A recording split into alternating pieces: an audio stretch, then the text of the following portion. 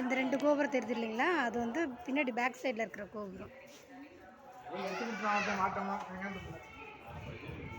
இங்கே நான் குளத்துக்கிட்ட இருந்து எடுக்கிறேன் பாருங்கள், உங்களுக்காக தான்.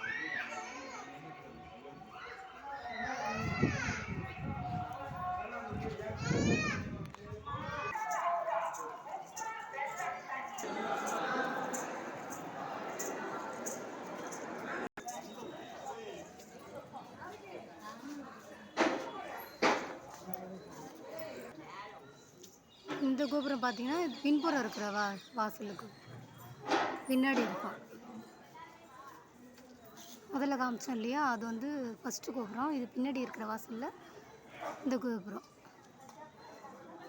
பின்புறம் இருக்கிற கோபுரம் இது. இது உங்களுக்காக.